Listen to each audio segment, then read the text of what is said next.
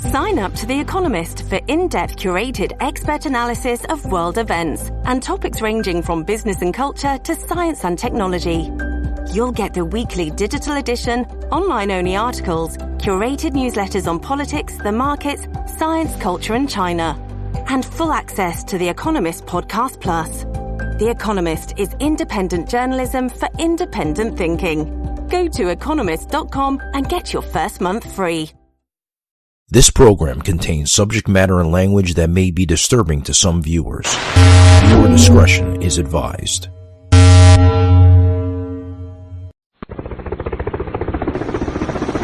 Savaged, unfiltered.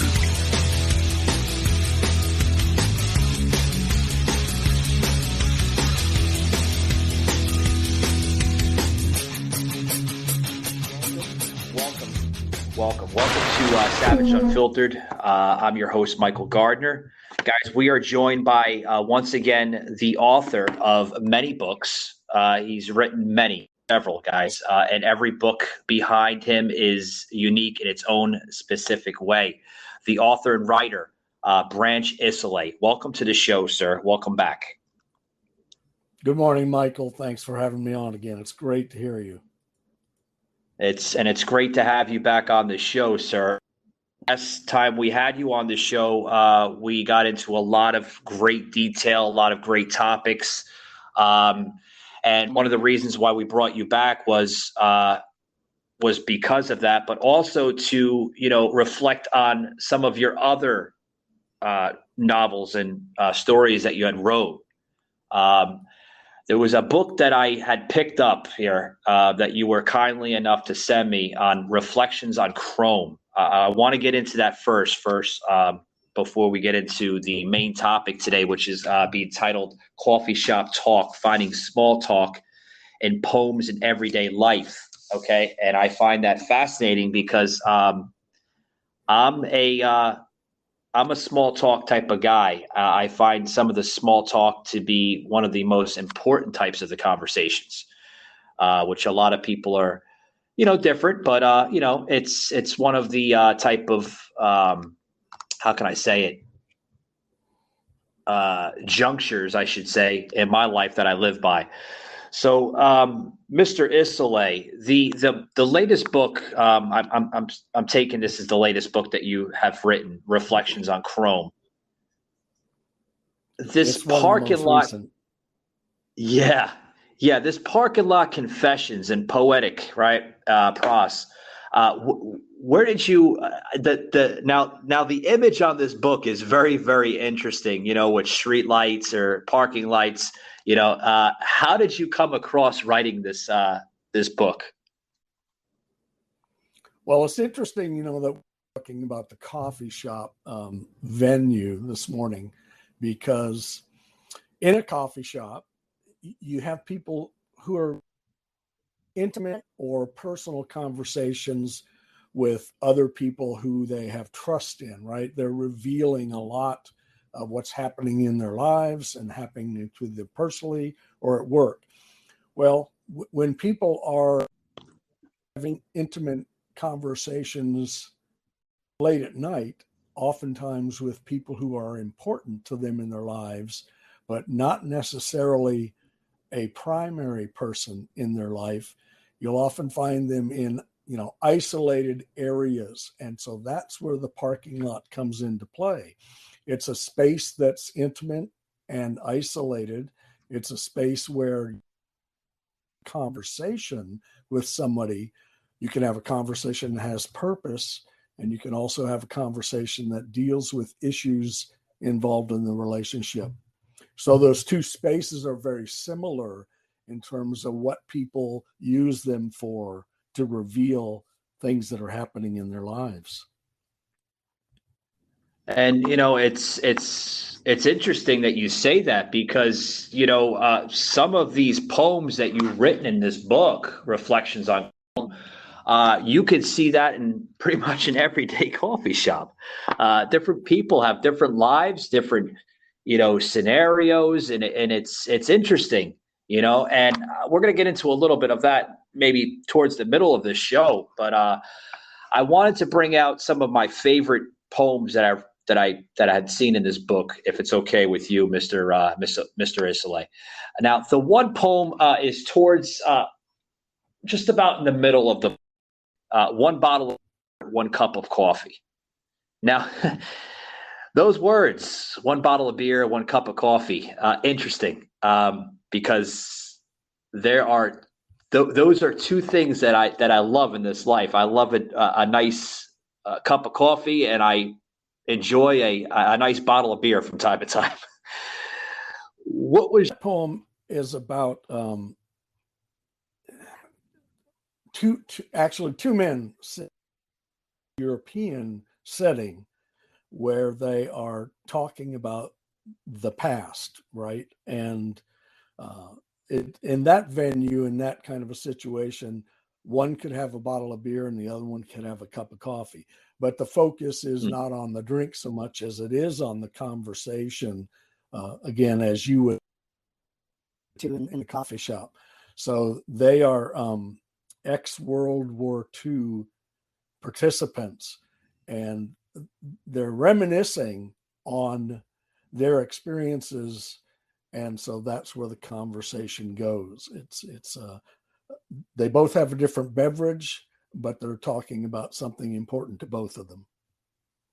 Yeah, so I mean, they're having conversations, pertaining to World War II, and the backdrop of it is, moments of pain, moments of glory, and they're kind of finessing, differently as individuals, but reflecting on their past moments, and it's so interesting that you speak to an author here, such as myself on the show, and that conversation branch can be turned into a poem. It's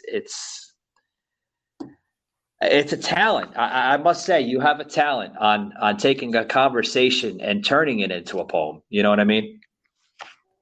Thank you. Yeah. I want to get into another one here. Escape. Towards the middle of this book here, folks. That was another favorite. I had several favorites in here, but I'll break them down to three. Escape, right? I'll read the first couple of words. Out of the Bonique of a day of lilies, all of whom wait patiently, expecting soon to die. Okay. The first couple of words, very powerful, I may add.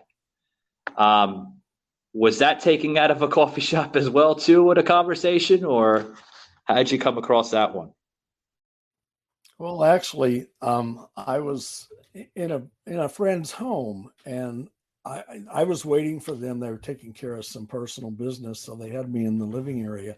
And as I, looked around to see what they had, it's interesting that even like today, when you watch podcasts and things where people are on from their homes, it's interesting to see who's in their kitchen room, who's in a motel room from wherever they're broadcasting. So I happened to be in a friend's home, and I was looking around at all the accoutrements, and there was a bouquet of lilies up on the mantle. And each lily obviously is as it fades from, this present place. But there's one there who looks over of the vase and contemplates how to escape its fatality that's on the horizon. That's interesting. And then the last one here, I want to go into something that struck me very on a personal side, and then also, just everything. I mean, because for the folks that don't know me very well, before I moved to the state of Florida, I come from the state of New York. I was born and raised in New York City. So the last one there, towards the end of this book, folks, Twin Towers. Okay. Now, this poem can be looked at many different ways, different angles. I look at as on a personal side because I was in New York City when the Twin Towers came down.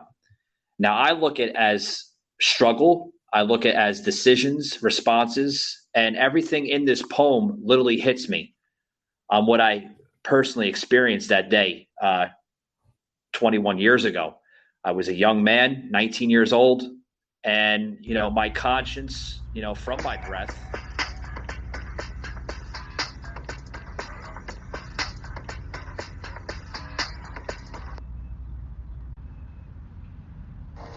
Alexa, it's game day. Streaming football on Prime Video. Closing blinds. Chilling rosé. Rosé? Well, it's an afternoon game. It's like she can read your mind. Your mind.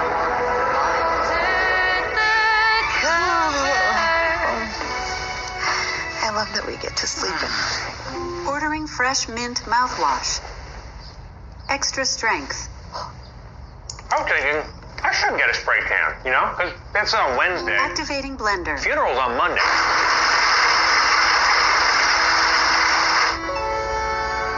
What about the gold, Papa? Can't you see? The treasure all along. It was here. Love the eye patch. When does the show open? March 8th. Setting reminder to fake your own death on March 8th. What the? Do you have to do those love scenes with hot guys? Is that fun or is that like the worst? It's the worst. Tell me lies, tell me sweet little lies.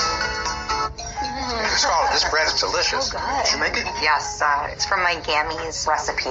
Announcement. Gammy is short for she bought it at Whole Foods.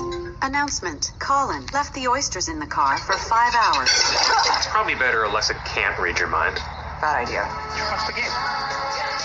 Hit me. And every little word, that Branch had written in this poem, I felt, that day, 21 years ago.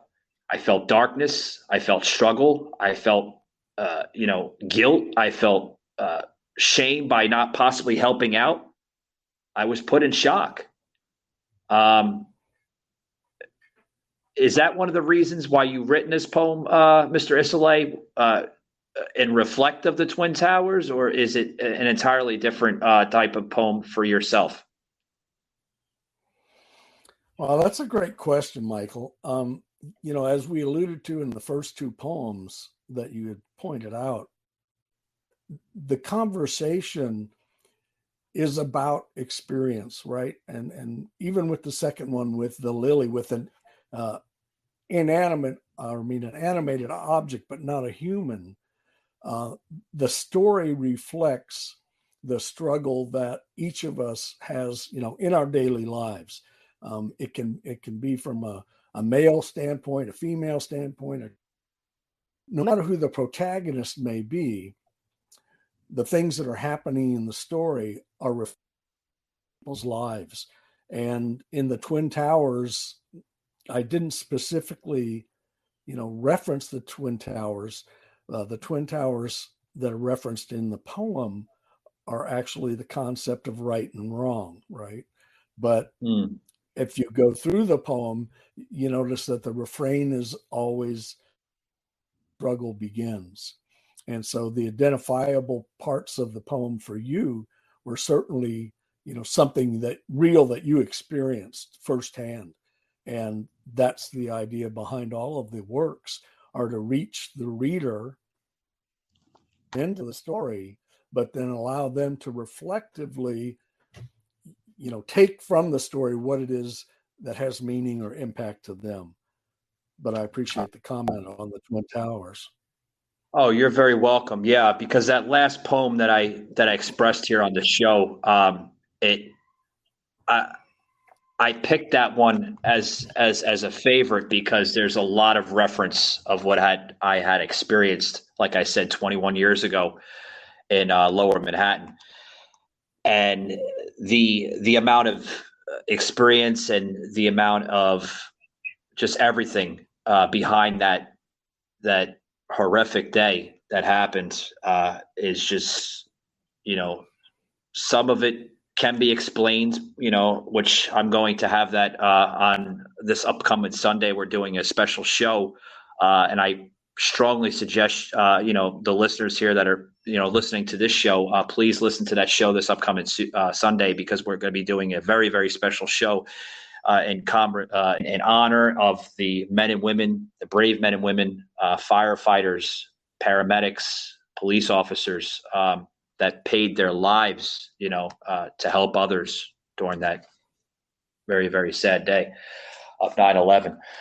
But back to the show here, folks. The parking lot confessions that Branch Isole had written, and it's just how I see it. Branch is going back to the topic today: coffee shop talk, finding small talk and poems. This book literally paints the picture on literally everyday life that we experience. It may be, at a coffee shop. It may be at a simple Walmart, or anywhere we go, a gas station, a parking lot, anywhere. It is literally the experiences that we find in life that makes them special. A lot of people look at as poems. A lot of people look at as short stories. You, sir, you like to write a lot of poems, it seems. And I find that very interesting, on some of that. I also find it interesting on, some of your other books, that you had written. But this one right here, this Reflections on Chrome, this one really stands out. I have ordered a few other books that you had written on that I found quite intriguing. But hopefully we can save that for another topic, another episode.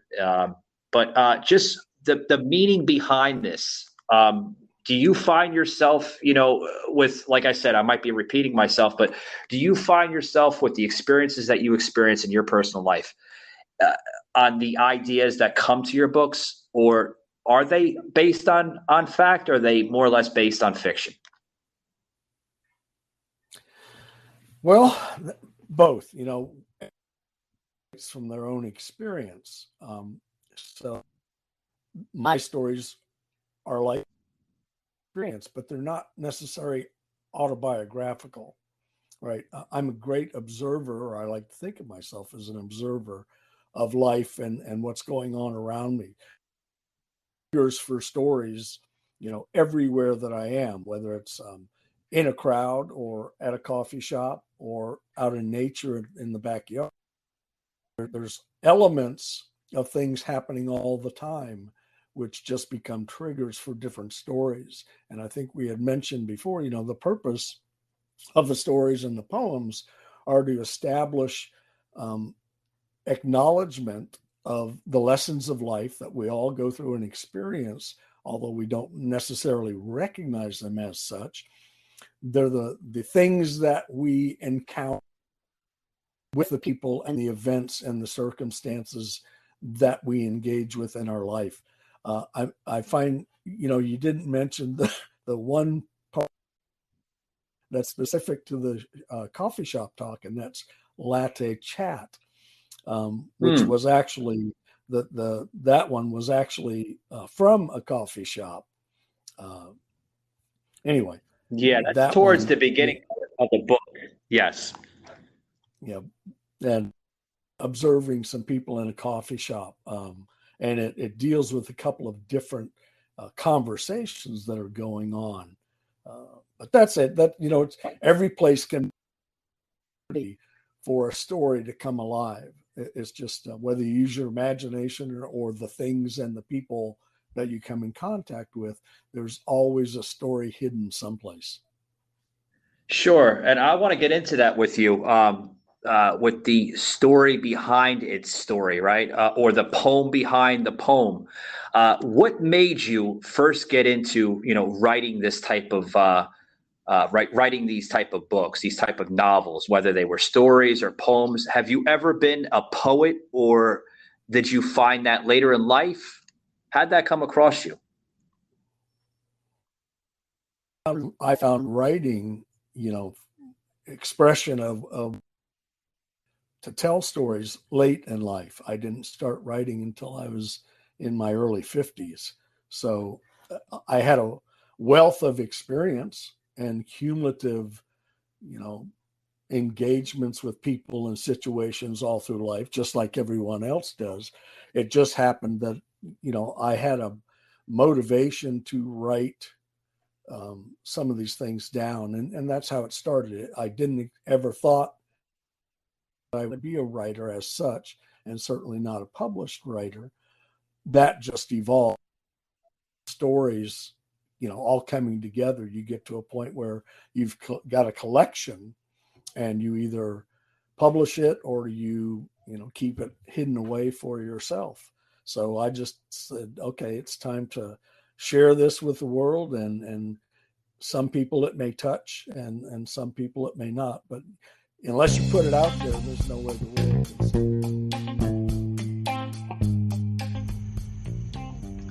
Hey guys, this episode today is brought to you by our good friends at Harry's.com. What is Harry's.com? It is an awesome, affordable set of razors and other products as well too. Harry's has been around since 2013. Back in 2013, the makers of Harry's, which is a German company, realized that shaving could be easier, more affordable, and as well more enjoyable, right? So they decided to come up with a concept to create super quality razors for the everyday Joe. These razors are super affordable, they're super convenient, and they're easy on the wallet, guys. These are quality blades that are designed in a factory in the country of Germany. Where can you pick up these razors? Just about everywhere, guys. Walmart, Target, Walgreens. I've seen them at CVS. They're just about everywhere where you can buy razors at. If you can't go into a store or you'd like to shop on their website, they do have a website, guys. Harrys.com. Visit them at Harrys.com, and you can also explore their full range of products, including body wash, bar of soap, face wash, shaving cream, shaving gel, post-shave mist, face lotion, just to name a few. They even have anti-dandruff shampoo and conditioner, guys. Constantly coming out with new products, new set of brands to their brand. So visit Harrys.com. Notice that some authors and some other writers, where they I think they do it intentionally, where they hold that certain idea or thought, and when it's ready to be released, they release it, because the writer or the author only knows the accurate time to release that information, right? To release that novel.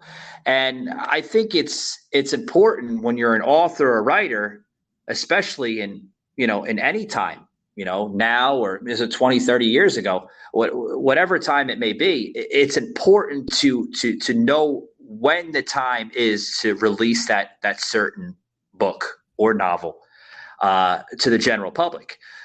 Because sometimes, and I've seen this too, I've seen other authors where they release it sometimes too early, and it's just bad timing. You're not gaining the attention of the consumer. You're not picking it up correctly and accurately, or they're not picking it up correctly and accurately. Do you find that? Have you found that in your early career as an author or writer, or that really never came across your mindset? Well, I don't know about the mindset. You release when it's finished, right? Sure. It takes me approximately 8 book, but then it takes another year to year and a half to edit it and tweak it and get it the way you really want it to be. So at some point, you've massaged it and manipulated it to the full extent, so it's ready to go. And that's when when I release a book, is when I'm satisfied that no more can be done to get it to that place that I want it to be for the reader. So some of them can come out, real quickly together as they finish up. Others languish, in the catalog waiting for that spark to take place where you know it's the right time. But when is it the right time? You never know. To do marketing, you have to do promotion, you have to hope and pray that with readers, and then they will sort of carry the ball for you and speak of it to people that are important in their lives when they see, well, here's something I've read that not only applies to me but applies to someone else in my life who is important and needs to hear the same story, the same poem. Oh, sure. And I mean, I can relate to editing, with editing. I mean, editing and releasing content or material is really no different from, what we do here, on the show as a content creator or a podcast host. It's it's extremely difficult sometimes, especially as a podcast host. It's folks, it's very, very different. I just want to lay that out as a like I said, as a content creator or a podcast host is so much different than actually writing a book, or publishing a book. Two different ball games. A lot more editing involved with writing a book than it would be, literally creating a show, whether it's a talk radio show or a podcast. So much different. The amount of work that comes from designing a book, right? From the cover of the book, from the back of the book, to the subtitles, to the description, everything. Months and months of just thought process. So I get it. Sometimes I'm sure it could be a headache on your end, right? Savaged Unfiltered. Well, Michael, you hit the key there, and it is the editing. That's where you have that final opportunity to perfect the content, to get it the best it can be for your reader or your listener. So editing, I have found, is the key to really honing what it is, or in your case with the podcast, what it is you're trying to present. Your audience, why they keep coming back for more. And so your job obviously is to try and get guests or topics that will not only keep them coming back, but will give them quality content that they can take and then use in their lives. And that's the same thing that I'm doing with the books, is offering up that offer reflective identity to the reader so they can take something from the story and perhaps apply it in their own lives.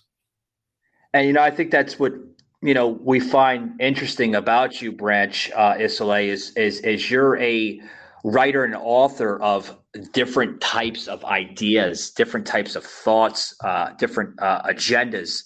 Yes, you like to stick to poems. That's pretty much your what is it?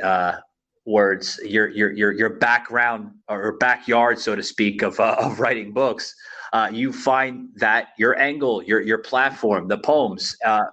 But your poems aren't always the same. You do get into different types of content. Where folks, I'm gonna remind the listener here that some of Mr. Isole's material is really ideal for the mature audience. It's intended for mature audiences only, which a lot of his poems, you get into some mature type of content, whether it's sexual in nature or just about everything that we experience in life.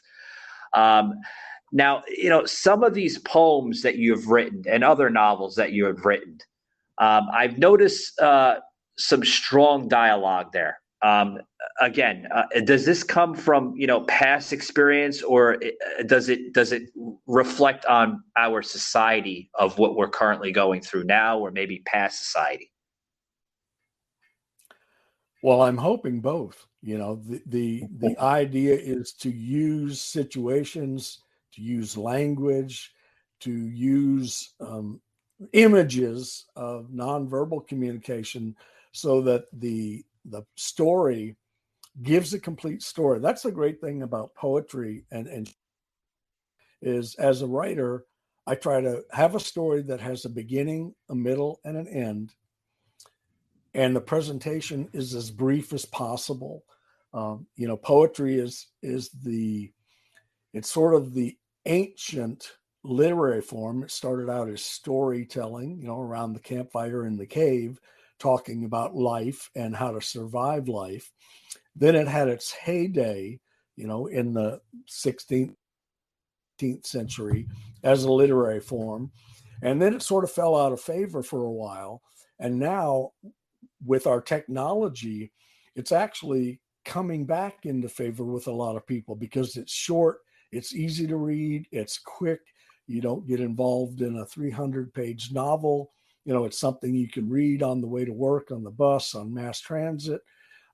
It's something you can sit down and read in just a couple. But the seeds then are planted that you can take those images, that story, those words, and use them, mull them over in your head and see what they actually mean to you.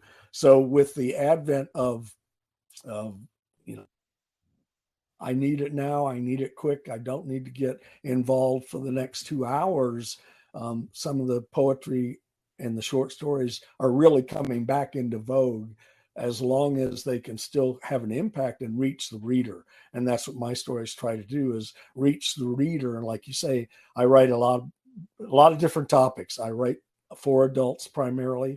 I write about love and hate and sex and failure and rejection and success. I write about all the things that we experience in our daily life and our daily relationships, so that the reader can identify with the subject matter, and then hopefully a thought and they go, wow, I never thought of it like that, or wow, that story really twisted at the end and really surprised me. Yeah, and that's what I love about it, because poetry, again, folks, it reflects the mind, it reflects the spirit and emotions of what we're going through in life. And sometimes it's great to write poetry as a therapy type of scenario, right? You're going through some hard times. A lot of people, and this goes back to the early 1900s, early 1800s, where most people would write on a piece of paper a poem. That, like I said, they're possibly going through some type of turmoil in their life, or some type of stressful type of environment, or whatever it may be, and they would write a poem, and it would be used as a therapy type of scenario to balance out their stress and anxiety. And you had mentioned that poetry is starting to come back. I see that. I have a friend that's a professor up at Boston University. And he has said that many of his students in their spare time can be seen that, the parks around the university, the different coffee shops, whether they're Starbucks or any other coffee shop, just picking up a book, or, writing poems, and just, finessing with that. And it's interesting that, poetry is coming back, especially in today's times, where we live in a very challenging society. I also want to get into something here with you that, many poets today, Branch, they use the term slam to get attention of their audience. Do you use that terminology? Do you use that concept to try to get the attention of audience? No, Michael, that's a whole different venue. I'm not a slam guy. I want to mention something you just spoke to, and that is, journaling and diaries, as you alluded to, have been around for centuries. People have been writing daily or weekly or monthly or whatever their time frame is, but they've journaled about their lives primarily to themselves, but often that leads to that story development. People who become writers, people who journaled or kept, and then poems most naturally evolve from somebody who's writing and dealing with emotions, in their lives. Most young poets, that's what they write about. They write about the struggles and the emotional, highs and lows that they're experiencing. And from that, it's sort of like bands their trade, learning their craft by doing covers of other hits. And so that's how you learn. We learn by And that's how poets learn, writers learn. They journal, they keep diaries, they express their thoughts in words, and oftentimes that gives them the background and the confidence to start branching, writing stories, writing novels. It's sort of that whole writing process, and it starts, as a seedling and then blossoms. Interesting. I wanted to bring up a point here with you. You had mentioned just briefly before that poetry is starting to come back, and I'm starting to see that little by little myself. What do you think the background of that is? Why do you think poetry is starting to come back? I know we live in movements more than ever today. Different types of movements, different types of trendy type of topics, right? But what do you think the movement behind poems? Why do you think it's all just coming back? Do you think there's a reason behind that, or do you think there's a reason behind poetry coming back, or do you find it more on a trendy type of scale? Well, I think it's both. You've said it. It's a trend, but trends are simply once old being revitalized and coming back new, whether it's fashion, whether it's hairstyles, whether it's some avant-garde movement or avenue of expression, from an earlier decade or an earlier time.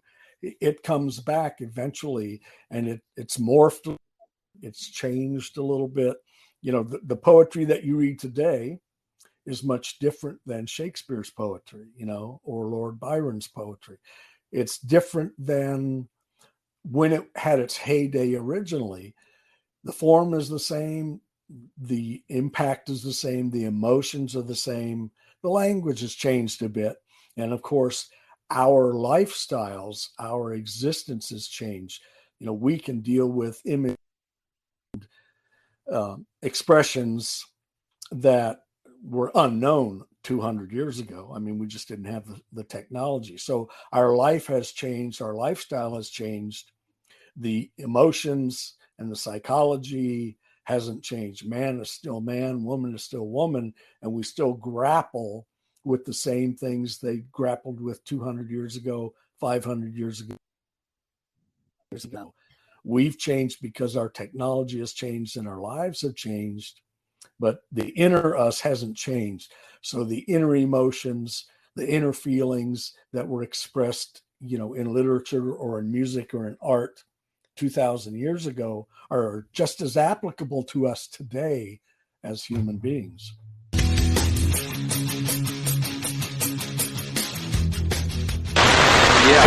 Yeah, and I see that, and I also see that some of this poetry today, versus 2,000 years ago, when it first basically came into existence. The poetry then is a lot different now. You can also look at poetry in the political specter. I cover politics very, very highly here on the show. I see a lot of political viewpoints in poetry. I see it as a good thing, but I also see it as a bad thing. Do you see that as well too, Branch? Well, politics is a big part of our lives, just like, those two have been around since the first breath we took. And both of those entities, our politics and our religions, are sometimes at odds, sometimes strange bedfellows. Both have a high degree of impact on our lives, on our daily lives, even though we may not fully understand going through our lives, fallout, the outcomes of those kinds of world and politics and religions basically control and morph a lot of our life. Yeah. I just see the possibly, it can be looked as awareness, right? To get attention of the mind, as well as the senses.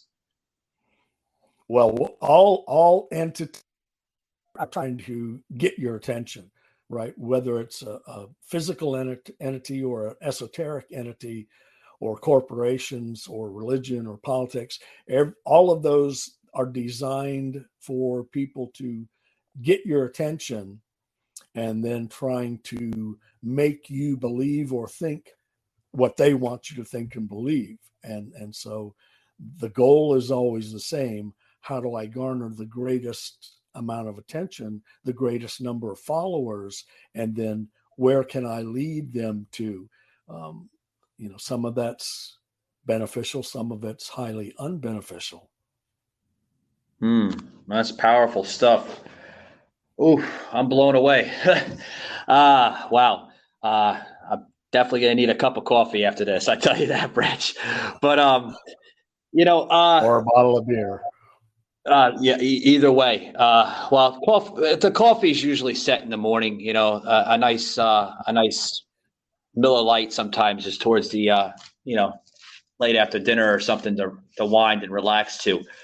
But going into here as we're going to close it out here with some of your work that you have expressed. I have to ask this here. I usually like to ask this question.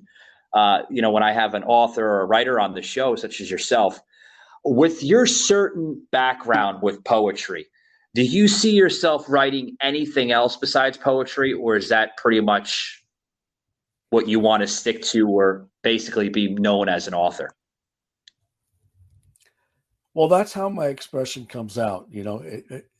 I'd love to write the great American novel, but that's not me. It just isn't. I never thought I had myself as a poet or a short story. That's just what started to come out. So, I'm happy with trying to express myself and their thoughts and ideas and opinions with people. And the way I do it is through the poetry and the short stories. I thought about trying to write a novel, but it's just not me. Right, I understand. I'm sorry I had to put you out there like that, but it was just it's a question that I always like to ask, different types of writers or authors, because you really like to know, the true meaning behind their work, if they would ever branch into other types of novels or books or possibly series or different types of categories, such as, yourself, you like to write poetry, and I respect that. I really do.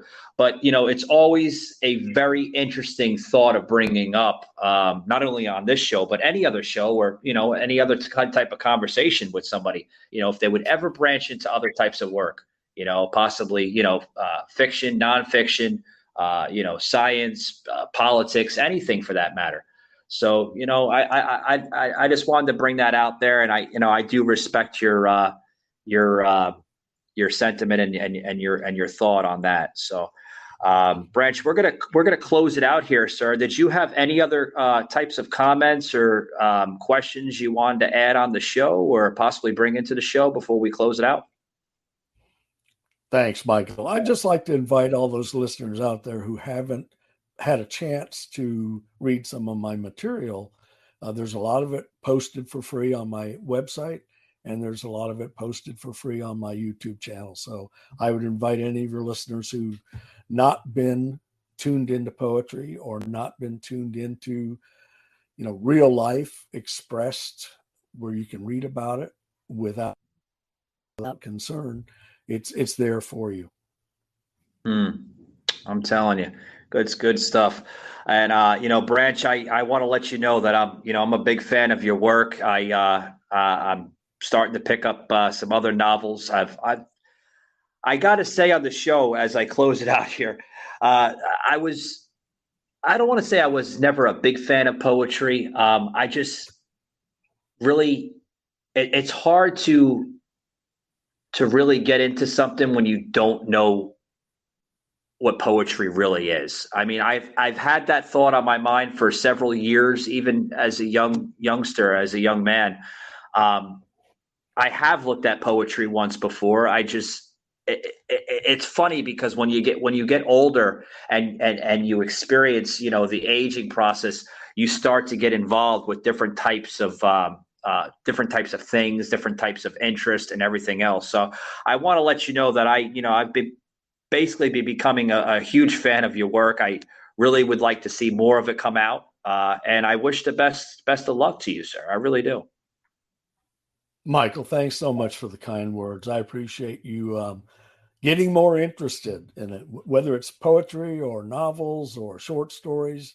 The medium doesn't matter. What matters is, does it have an impact on me as a reader, and can it grow as a person and move forward? It opens more doors for us. It gives us more confidence that, hey, I haven't looked at this in the past for whatever reason, but maybe now's the time for me to put my toe in the water and see how it feels.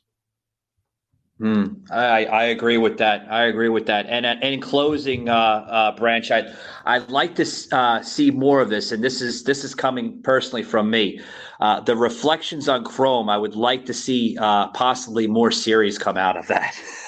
I think you have some really, really interesting poems, just not in the Parking Lot Confessions. But I would love to see it become a series. That's coming from me. Thank you, Michael. I appreciate that. We'll take that into consideration. I'll talk with the big boss. All righty. Sounds good. Guys, today, the author of Reflections on Chrome, his latest book, Parking Lot Confessions, the author and writer, Branch Isole, on the show. Thank you very much, Branch, and thank you for those who had listened. Remember to like that like button and follow button for all future and recent podcast launches on every major podcast platform.